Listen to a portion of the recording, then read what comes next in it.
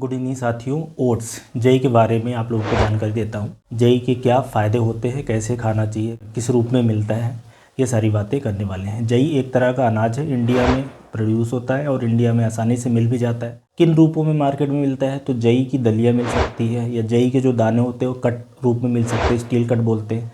इसका आटा भी मिलता है, ओटमील भी होता है, क्रश किया हुआ बेसिकली चिपका हुआ इस रूप में आपको मार्केट में मिल सकता है। तो आटे के रूप में, दलिया के रूप में जो ओटमील, क्रस्ट ओटमील होता है, ऐसे मार्केट में मिल सकता है और आप किसी भी रूप में इसको कंज्यूम कर सकते हैं। दलिए के रूप में और क्रस्ट ओटमील खाना ज़्यादा बेहतर रहता है और यही ज़्यादा पॉपुलर भी है। अब ये भी एक तरह का अनाज है, जैसे कि गेहूँ, चावल, मक्का और जौ होता है, वैसे ये भी जई भी होता है, इसको हम लोग जई बोलते हैं। अब इसके क्या मेन फ़ायदा है, किन बीमारियों में दिया जाता है, इसके जो मेन फ़ायदे बताएं तो इसका जो न्यूट्रिशन है वो काफ़ी अच्छा है। मतलब इसका अगर 100 ग्राम जो ओट्स लिया जाए तो उसमें अराउंड 68 ग्राम के आसपास कार्ब होता है, कार्बोहाइड्रेट, जिससे हमें ताकत, एनर्जी मिलती है।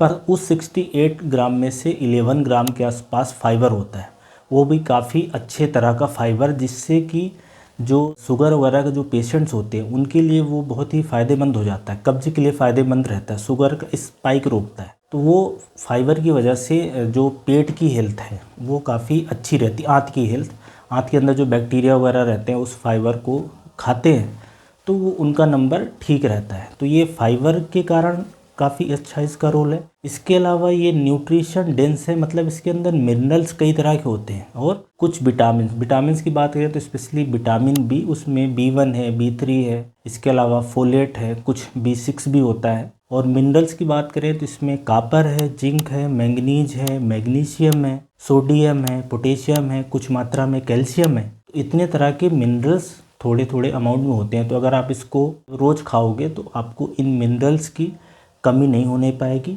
और ओट्स के अंदर अच्छी बात क्या है कि इसमें जो कोलेस्ट्रॉल है जीरो है। तो स्पेशली जो हार्ट के पेशेंट रहते हैं या ऐसे लोग जिनका कोलेस्ट्रॉल बढ़ा हुआ है या ऐसे लोग जो लकवा की बीमारी से पीड़ित हैं, उनके लिए एक ये अच्छा खाना हो जाएगा। फैट की बात करें तो 100 ग्राम में लगभग 3 ग्राम के आसपास है, तो ये एक अच्छी बात इसके अंदर है। प्रोटीन की बात करें तो प्रोटीन भी लगभग 100 ग्राम में आपको 11 ग्राम के आसपास मिल जाएगा, उसमें भी एसेंशियल अमीनो एसिड मिल जाते हैं। तो कहने का मतलब है कि एक ये न्यूट्रिशन डेंस फूड है ओट्स। अब एक दो बातें मैं पहले ही आपको बता दूं कि ओट्स जो खाना है ना, लोग पूछते हैं कि कब खाना चाहिए। आप कभी भी खा सकते हैं, सुबह, दोपहर, शाम, तीनों टाइम। लेकिन आप ये समझें कि ये भी एक अनाज है, इसको भी नाप तौल के ही खाना है। ऐसा नहीं कि जितना मना है उतना खाते गए। ओट्स मील लेते हैं तो आप उसको दूध के साथ लें या पानी के साथ लें। बाकी इसका आटा आता है या दलिया आती है, उसको जैसे बाकी दलिया होती है वैसे आप इसको यूज कर सकते हैं। अनाज में चाहे जिस तरह का अनाज हो उसमें थोड़ा थोड़ा सा डिफरेंस रहता है।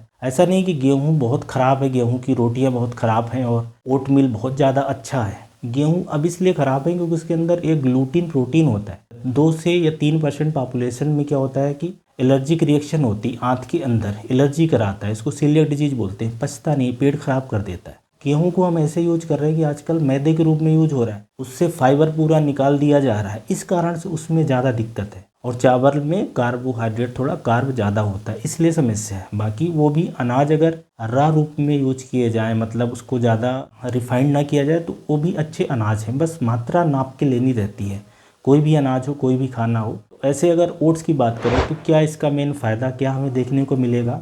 एक तो जैसा मैंने बताया कि जो हार्ट के पेशेंट्स हैं उनके लिए कोलेस्ट्रॉल कम कर सकता है, जो ट्राइग्लिसराइड के लेवल है उसको कम कर सकता है, क्योंकि इसके अंदर फैट बहुत ही कम मात्रा में होता है। और ये भी देखा गया है कि इसके अंदर जो एंटीऑक्सीडेंट होता है, एक एंटीऑक्सीडेंट होता है अबनंथ्रामाइड करके, वो एंटीऑक्सीडेंट के कारण बहुत फ़ायदा मिलता है। जो अंदर ब्लॉकेज की समस्या हो जाती है, एथेरोमेटस प्लाक बनते हैं, या एंटीऑक्सीडेंट होने से शरीर के दूसरे भी बीमारियों में फ़ायदा मिलेगा। तो ये हार्ट पेशेंट के लिए हुआ। डायबिटीज़ के लिए क्यों अच्छा है ओट्स, क्योंकि ये शुगर के स्पाइक को रोकता है। इसके अंदर जो फाइबर होता है ना, उसमें एक बीटा ग्लूकन फाइबर होता है, वो बढ़िया जेल बना लेता है, सॉल्युबल फाइबर है, तो शुगर को तेज़ी से स्पाइक होने से रोकता है। आंत के अंदर धीरे धीरे वो रिलीज करता है, तो शुगर तेज़ी से नहीं बढ़ता, इसलिए डायबिटीज़ के पेशेंट में काफ़ी अच्छा हो जाता है। और फाइबर की वजह से ये कब्ज के लिए ठीक रहेगा। कब्ज में बेसिकली क्या होता है कि फाइबर कम हो जाता है, मतलब आंत के अंदर जो स्टूल तभी फार्म होता है अच्छे से, उसकी मतलब कंसिस्टेंसी आती है जब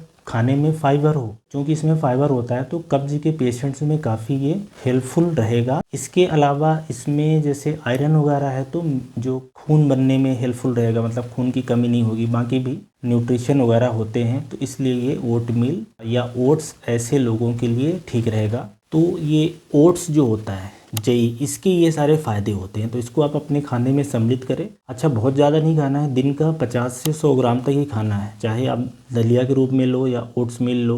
दूध में अगर आप इसको भिगो के खाते हैं तो दूध से फैट आ जाएगा और कैल्शियम वगैरह आ जाएगा, और इसमें से बाकी न्यूट्रिशन, तो ये कंप्लीट एक मील हो जाएगा। पर नाप के ही खाना है और बड़ा अच्छा न्यूट्रिशन इससे मिलता है। लोग खाने लगेंगे तो ज़्यादा लोग इसको पैदा करेंगे, अपने देश में हो भी जाता है आसानी से, और इन फ्यूचर कंजम्पशन जो होती है वो बढ़ेगी, क्योंकि ये काफ़ी तरह की जो बीमारियां हैं उनको रोकने में हेल्पफुल होगा, या उन बीमारियों को कंट्रोल करने में, स्पेशली जैसे बीपी की समस्या है या हार्ट की समस्याएं हैं, लकवा की समस्या है, जो मोटापे की समस्या है, उसके लिए ओट्स काफ़ी अच्छे अनाज में माना जाएगा। तो इसके अंदर क्या क्या न्यूट्रिशन होता है और वो कैसे काम करता है, ये सारी बातें मैंने बता दी है। उम्मीद है अगर आप ओट मील लेना है, नहीं लेना है या कैसे लेना है, उसके बारे में इम्पोर्टेंट जानकारी है ये।